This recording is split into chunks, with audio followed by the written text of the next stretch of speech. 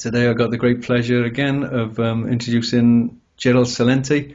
Gerald's the founder of TrendsResearch.com and an author. And I hope I don't embarrass you by saying you're a great visionary as well, Gerald. Thank you for coming on the show. Well, thank you. Yeah, you're welcome. And when I say visionary for the future, I mean that is what you do, isn't it? You tell people the future by looking at the trends and what's going on at the moment, which is sometimes a bit of a ghastly thing to have to face. But you know, as I said, I talk very straight from the heart and matter of fact, as you do yourself. And if we don't look at what the future is doing at the moment, it's almost killing us. So you know, thank you, Gerald. I'm so happy to hear you talking, Gerald, about the Great Awakening. I've got your synopsis here that I've got about the 2013. When's it coming out? Tomorrow or the next day, I think? Well, the TrendsJournal, our publication, actually this one's 60 pages. Wow. And no advertisements. Advertising's free. Yeah. And it's coming out tomorrow, Wednesday. Fantastic. I really look forward to that. I really enjoyed the last one. It was great, you know.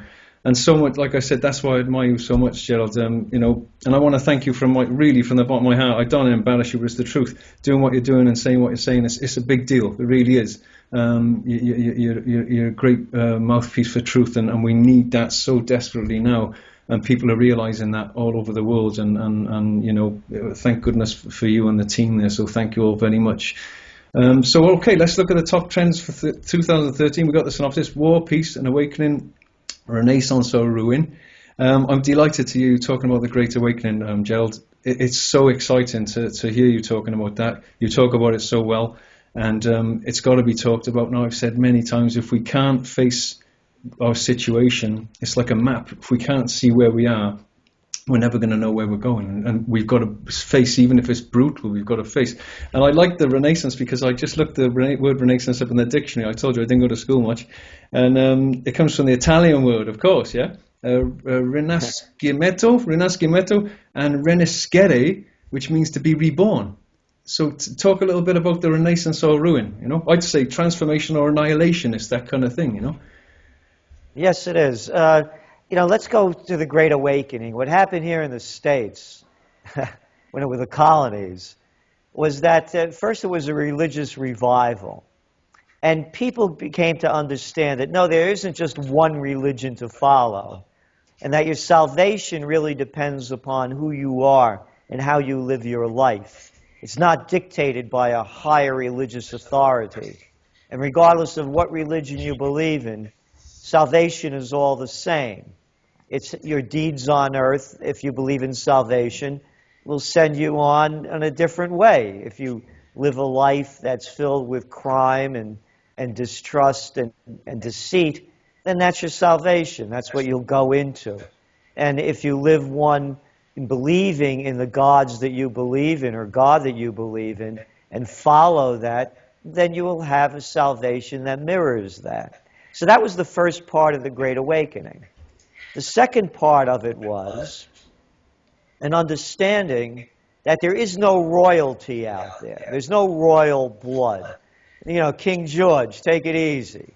You know, you're not better than anybody else. Stop giving us your orders and dictates for us to follow. So works like Common Sense from Thomas Paine came out of that. And that was the foundation upon which the American Revolution was founded. That there is no royal blood. You don't bow down to anybody because they think their mother is better than yours. So that is also what's happening now. You look around the world, it's a new nobility. They don't call themselves kings and queens. They're chancellors and prime ministers and presidents.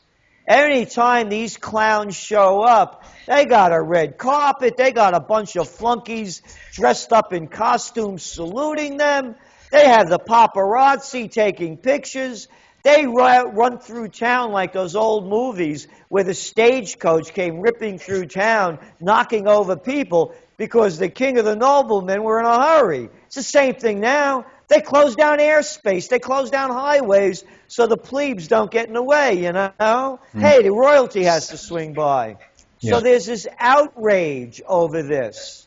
And you look at polls in the United States, Congress is now rated lower than cockroaches and colonoscopies. And I'm not making that up. That's a fact. I absolutely. So now we're looking at that Great Awakening.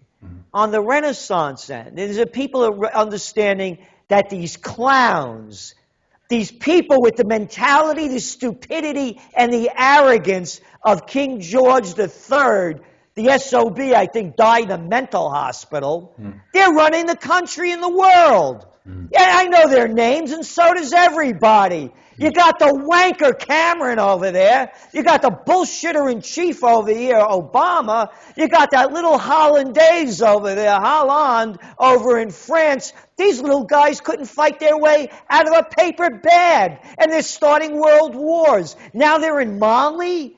Oh, and they're wondering, is Al-Qaeda going to strike against France? For France going in with aircraft and killing people all over the place in Mali?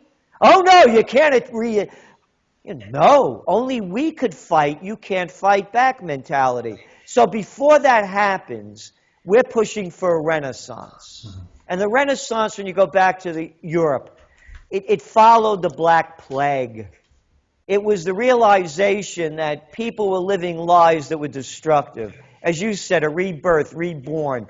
Alle Romana e alla Antica, in the manner of the Romans and the ancients, is what the Italians said to describe the quality of what they were producing, their work, their art, their crafts. Exactly. So that's what we're looking at.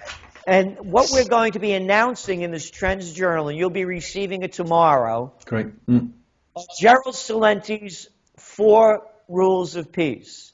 I'm not going to go into them now, but I believe it's a peace plan. It is unique. It will bring peace if people support it. If they don't support it, I'm asking everybody to send me what they believe are better solutions. Because if we don't fight for peace now, we'll be dying for war very soon.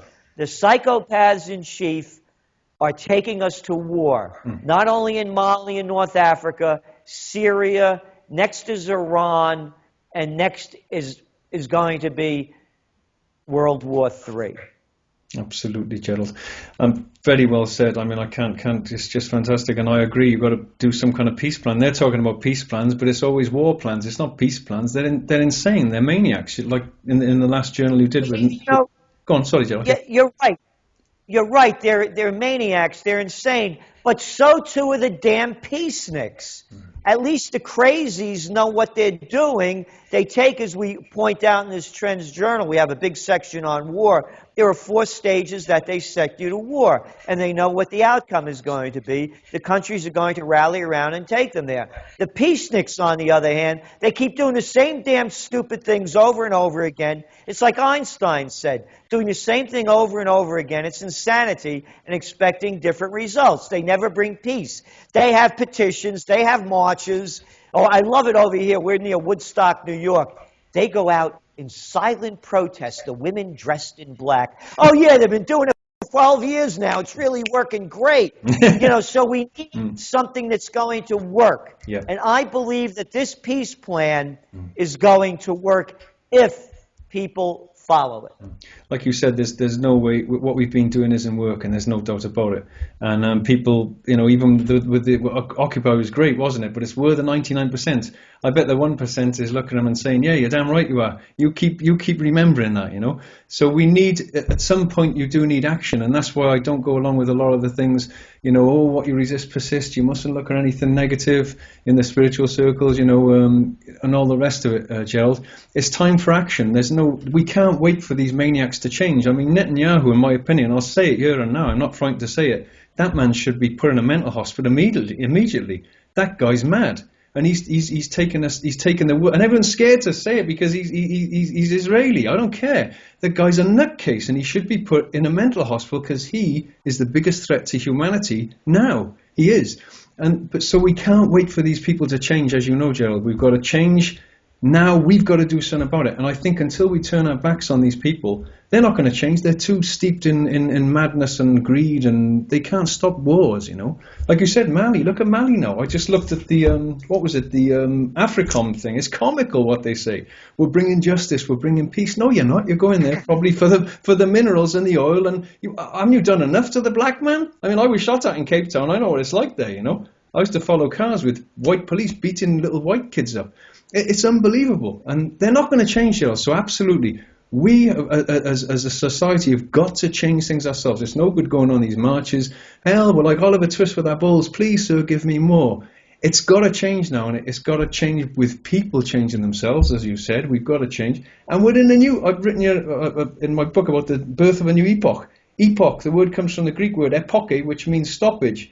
So it's like something's stopping, Gerald. It's an epoch, new epoch. It's like a pregnancy. When you're pregnant, the pregnancy stops, and then you've got to give birth. If we don't give birth now to another system, we've had it, as you know, and I'm glad to hear you saying that you're putting some kind of plan together. We can't just keep waiting for these people. They're insane, Gerald. Well, they are. And again, you'll be receiving it tomorrow, and you're free to talk about it as much as you like, go over it. It's in detail. And then we're going to be following up with a video as well in a week or so. Excellent. So that's some of the trends. The other one, and the other trends that we're looking at is the economy. And of course, I don't have to tell you what's going over there in Europe. It's only going to get worse. They're saying the worst is over now. That's the word from the European Union. No, it isn't. It's just covering it up a little bit more. They're printing more money. You look at the news, what's going on in China. They're dumping money into the system to keep it going. You look at the new Prime Minister of Japan, Abe. They're putting more, he's forcing the Bank of Japan to print more money. The United States, we're printing more money. In the EU, they have lovely names. I love it. Long-term refinancing operations, LTRO. Yeah, pumping money into the system, or ongoing monetary transactions, White shoe boy language for dumping cheap dough into the system. So our economic forecast for 2013 is more of the same, but worse. Yeah, if we don't do something about it. And that's why I'm glad to hear you putting in a plan, whatever it is. I'll be excited to read it, Gerald, and I'll support it absolutely and talk about it as much as I can, because I know it'll be something sensible from you. And I still can't believe these people are talking about, the recovery. It's like trying to resuscitate a dead corpse that's already killed you. It's a Frankenstein's monster, this economy, Gerald, that's killed us. And I'm glad you put me right last time when I mentioned something like this. You said it's not the currency, it's the people using it. And I was glad you said that to me, because it made me look at it slightly differently, But, the system that's in place is killing us. There's no doubt about it. And they're trying to bring back the same thing, and it'll kill us again and again and again. It's built on short-term greed and fear, Gerald. And until we change that, it's going to kill us as humanity. Imagine someone looking from another planet. Look at those people. It's like an asylum. It's gone mad. We've got to stop handing our power over to these maniacs and somehow escape the tyranny. There's no doubt about it. Well, one of the things, people, they think that there's a conspiracy theory. Oh, I hate that, don't you? I hate that word now, conspiracy. We got to... Yeah, well, that's what I mean. So they think there's an Illuminati, pulling the strings. If there's an Illuminati behind the scenes, they have the un-Illuminati doing their dirty work. Because, again, when you look at the names, you mentioned Netanyahu, go down the line, Merkel, Monti, Draghi. You go around the world, it's one crazy, sick people. It's one sociopath after another. So there is a new world order, however, and it's not a conspiracy. No, it's the truth. The new world order is the banking order. Yeah. And the banking, nothing has changed.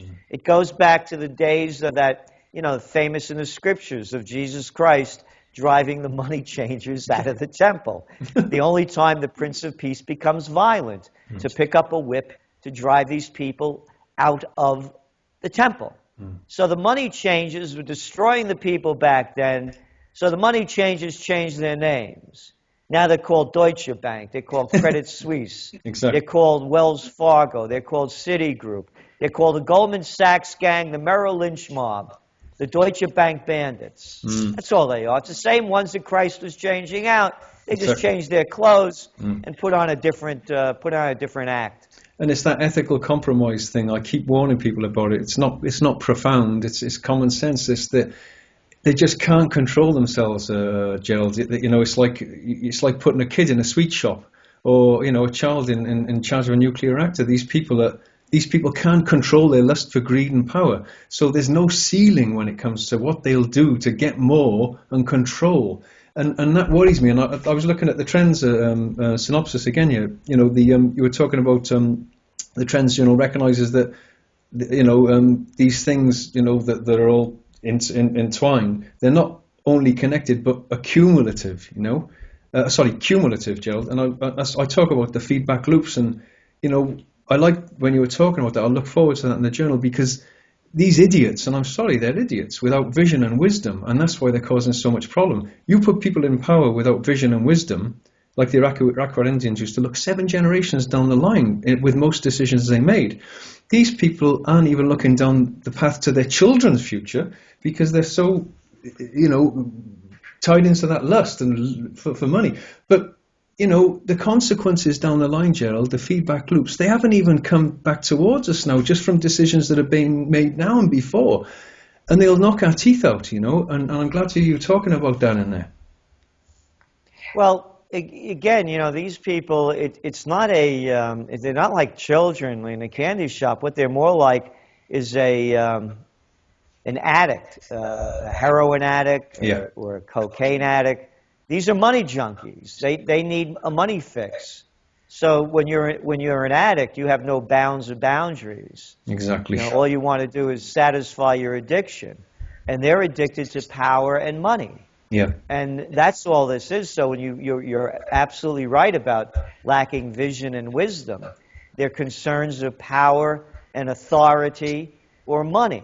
So that's what we have. Again, it's the new world order. It's the banking order. It cannot be clearer. Mm-hmm. You're seeing what they're doing over in Europe by consolidating all the banks under the umbrella of Brussels. And you saw what happened in Germany recently when the Supreme Court ruled against their own constitution and allowing the banks to be taken over by a central power outside of Germany. So it's, again, these are the people that finance the wars, that back the wars, that are the wars. And as you aptly pointed out, in Africa, it's about uranium, it's about gold, it's about copper, it's about zinc, it's about rare earth minerals and natural resources. And they always use the baloney lines, and morons still buy it, that they're engaging in these activities because they want to bring freedom and democracy to the repressed people, and of course to stamp out Al-Qaeda. There used to be Al Capone, now there's Al-Qaeda. This guy must really be big, man, He must have some family out there. And they're working and paying them anyway, from what I've been told. It's just bizarre that the population believes such tripe, It's incredible. But I just want to ask you something quickly, Gerald. We haven't got much time left. It's gone. It's crazy, Ironically, it's the dislocation and the suppression that's waking people up, That's the irony for me. That's what's fascinating. So it's the very thing that's putting people to sleep, the anesthetic of the system. It's like someone strangling them. It's like the system's got a pillow over their face, over humans' faces. But thank God, I'm really inspired to see that people aren't just lying there and letting it suffocate them. They're struggling under the pillow at last. So it's that dislocation and that suppression that's actually waking people up. But, can you see us moving forward and building systems without this mad government, Gerald? Well, surely that's what we've got to do. It seems so daunting. It seems impossible almost, doesn't it? Because we're so brainwashed that we've got to have them to lead us. And I mean, we all want to be spoon-fed. I want to be spoon-fed. We're like babies. But we've got to grow up now and realize they're killing us. It's as simple as that. Yes, and one of the other trends we have in this Trends Journal is called Secession Progression. Yeah. And it was written by my dear friend who just passed on, may his soul rest in peace, Thomas Naylor, who was the head of the Second Vermont Republic, and a pacifist, by the way. And he was a professor emeritus in economics at Duke University, a very learned and gentle man. And he really schooled me into how the systems are too big to operate. and they're just getting bigger and bigger. So one of the solutions, the secession, is that countries break down into smaller units. They're too big to operate. Just as the Soviet Union collapsed under its own weight, so too are all these other governments. So the answer to us is that things have to get smaller. Countries have to downsize. That doesn't mean you can't have a union of some sorts, but you need independence. It's just like, how does a change begin? The change begins with the individual. The individual understanding that they're responsible for their actions. And what they put into this life, they get out of the life. Absolutely. So it begins with the individual, then it begins with the community. I try to do everything I can to support my community. I buy local, shop local. I support the farmers. I support everything I can local. So then it goes into the secession being a little bigger than that. So yes, the answers are there.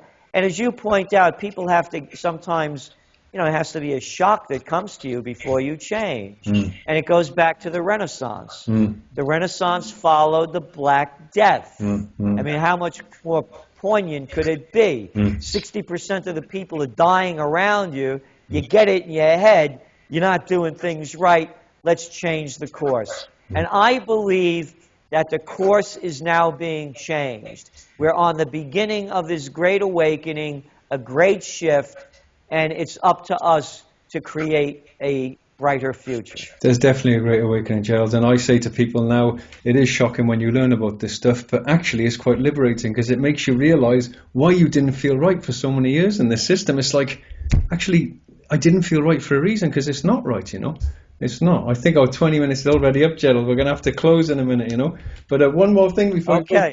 Yeah, one more thing before you go, Gerald. I've said before, and I want a quick take on this.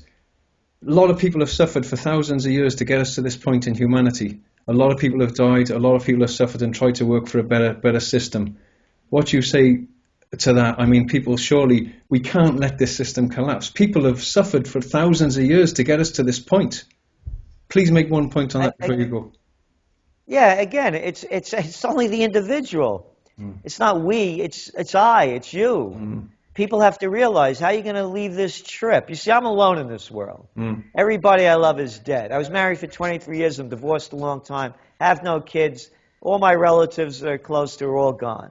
So I'm not holding on to anything. Yes. So, my motto of the TrendsJournal is think for yourself.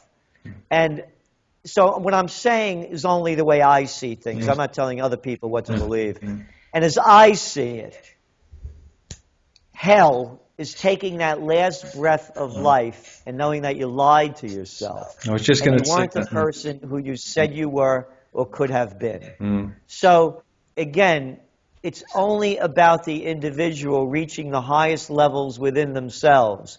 When enough people change, then everything changes. It's as old as the history. We'll almost have utopia on Earth if everyone did change to that level. There's no doubt about it, Gerald. Definitely. Thank you very much. Yeah. Well, thank you, and thanks for having me on. Thanks, Gerald, for coming on. It's very kind of you, and please keep up the great work, and we'll see you again soon. Thank you very much. Thank you, Gerald. Okay, thank you. Bye-bye. Bye now. Bye, Gerald.